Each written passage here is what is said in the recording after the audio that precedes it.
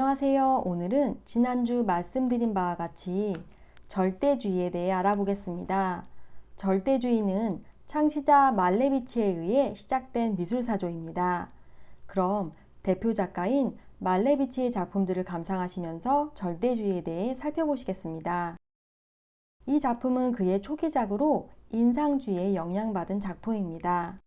다음 작품은 호밀추스로 입체주의, 특히 원통형을 강조한 큐비즘에 영향받았습니다. 앞에 두 그림과는 상당히 다른 느낌이 드시죠? 말레비치는 1915년 과감한 도약을 하게 되는데요. 그는 앞서 입체파에서 살펴보았던 살롱 입체주의자 칸딘스키와 같이 신지학이란 것에 관심이 있었습니다. 이에 따라 구체적 현실보다는 현실을 초월한 보다 궁극적이며 본질적인 세계를 추구해야 한다고 생각했습니다. 그럼 어떻게 이렇게 할 수 있을까요? 어떻게 현실을 초월하고 보다 본질적 세계를 추구할 수 있을까요? 말레비치는 다른 건 모르겠지만 우선 최소한 자연을 모방하는 그림은 안 된다라고 생각했습니다. 자연에 있는 대상을 그리는 순간 우리는 현실에 갇히기에 현실 초월은 불가능합니다. 이에 말레비치는 그림 속의 형태가 자연과 아무런 공통점이 없을 때 본질적인 세계에 도달할 수 있을 거라 여겼습니다. 그럼 이제 드는 질문은 어떻게 자연과 공통점이 없는 새로운 사물을 만들어낼 수 있을까입니다. 말레비치가 생각하기 새로운 사물을 위해선 이전에 있던 것들을 모방해서는 안 되므로 완벽히 무에서 시작해야 합니다. 그런데 이 철저하게 아무것도 없는 상태에서 시작한다고 해서 아무것도 그리지 않는다면 작품이 될 수 없을 겁니다.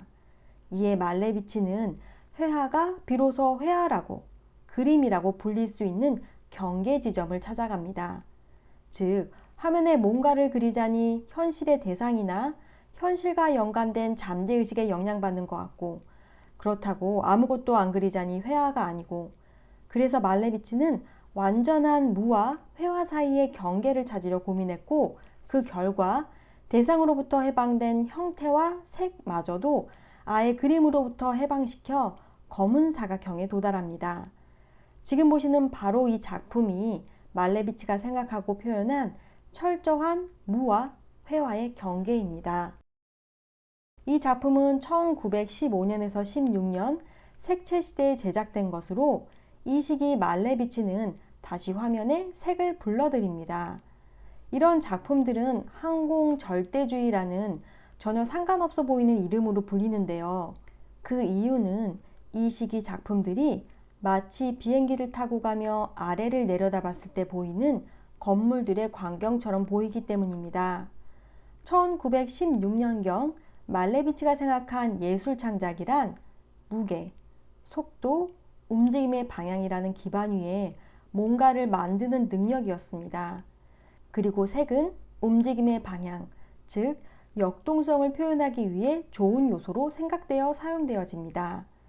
즉 자신의 그림에 새로운 사물을 창조해야 한다는 생각을 했던 말레비치는 보다 높은 차원의 사실성을 위해 색을 사용한 것입니다.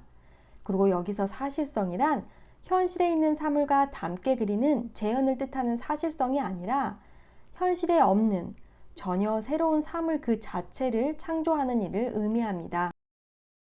이제 우리는 검은 시대와 색채 시대를 지나 이제 마지막 시기인 하얀 시대로 왔습니다. 지금 보시는 이 작품은 많은 미술 비평가들로부터 절대주의 기획에 가장 성공적으로 도달했다고 평가받고 있는 그림입니다. 검은 사각형이 순수한 창조의 첫 걸음이었다면 흰색 위의 흰색은 순수한 창조의 첫 걸음을 내디기 위해 필요한 공간입니다. 즉 그는 보다 더 본질적인 것에 도달한 것입니다. 그에게 있어 무는 새롭게 일어날 모든 것을 가능하게 해주는 적극적인 공간으로 그의 무 개념은 무를 허무나 아무것도 아닌 것으로 바라보는 서양 철학적 사고보다는 무에서 수많은 가능성을 바라보는 동양 철학적 사고에 가깝다고 할 수 있습니다.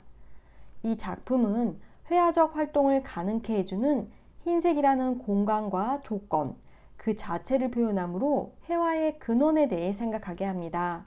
그리고 이렇게 더 이하로 표현하면 더 이상 회화일 수 없는 경계에 도달한 절대주의의 기획은 이 작품에서 절정에 이릅니다.